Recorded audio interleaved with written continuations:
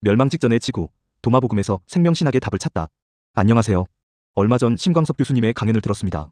제목은 도마복음의 생명과 지구적 생명신학이었는데 큰 감동을 받았습니다. 기후위기, 종말론적 생태위기 속에서 우리가 종교적, 철학적으로 어떤 태도를 취해야 하는지 명쾌하게 제시하는 발제였습니다.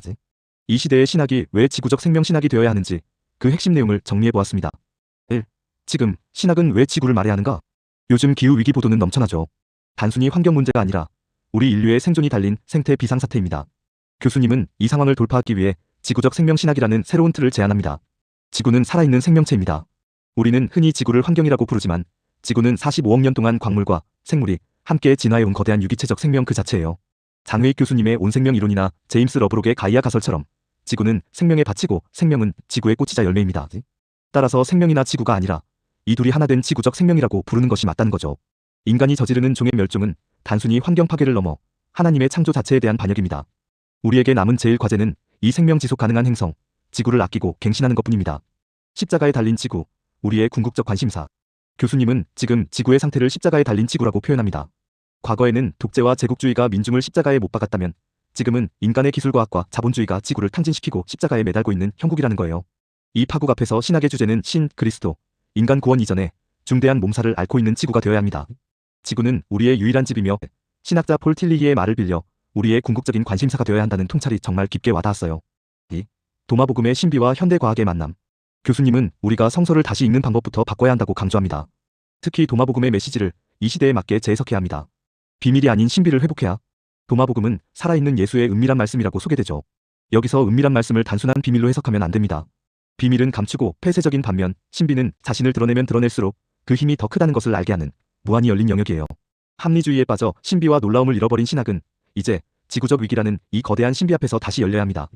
도마복음이 말하는 생명의 신비 역시 오늘날 지구가 처한 맥락에서 해석되어야 살아있는 말씀이 된다는 것이죠. 현대과학으로 생명 개념을 확장하다. 성서시대에는 알지 못했던 천체 물리학, 지구과학, 진화생물학 등의 발견은 생명 이해를 근본적으로 바꿔야 합니다. 생명의 지구 귀속성 생명은 인간 영혼의 구원이나 인격적 차원에만 국한될 수 없습니다. 생명은 전적으로 지구적인 어슬리 속성이며 지구의 역사와 때려야 뗄 수 없어요. 새 하늘과 새 땅 기독교의 희망인 영생은 개인적 구원을 넘어 사회적 차원인 하나님 나라와 우주적 차원인 새 하늘과 새 땅과의 관계 속에서 이해되어야 합니다. 3. 지구는 하나님과 인간, 모든 것의 공동의 집. 지구적 생명신학은 지구를 바라보는 관점을 근본적으로 바꿀 것을 요구합니다.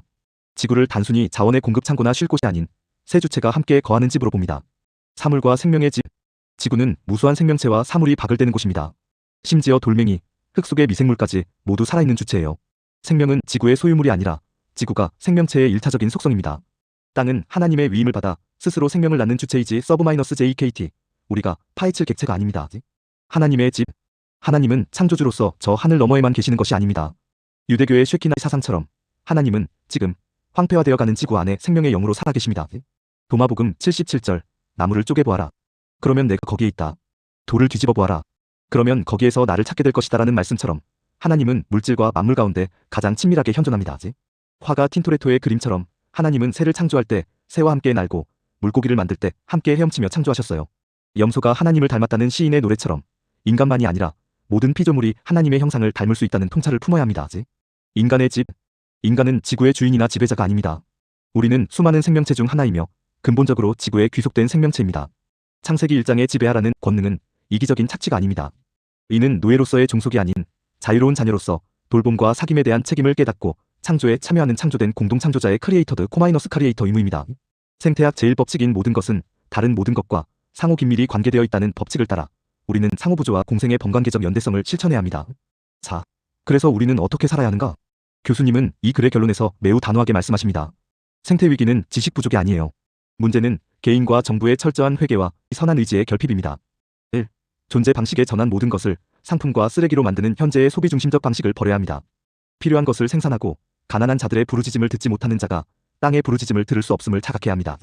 2. 권력관계의 청산 인간과 자연을 지배하고 정복하는 관계를 끝내고 생명을 사랑하는 상호성의 관계로 전환해야 합니다. 3.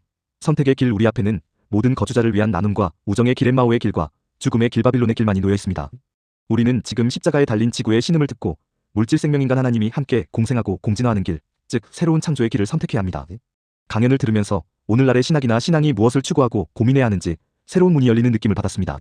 감신대에서 한평생 학생들을 가르치시면서 갈고 닦은 조직신학적 고민이 녹아있는 글이라고 생각되어 이렇게 정리하면서 교수님의 마음과 생각을 헤아려보고자 합니다.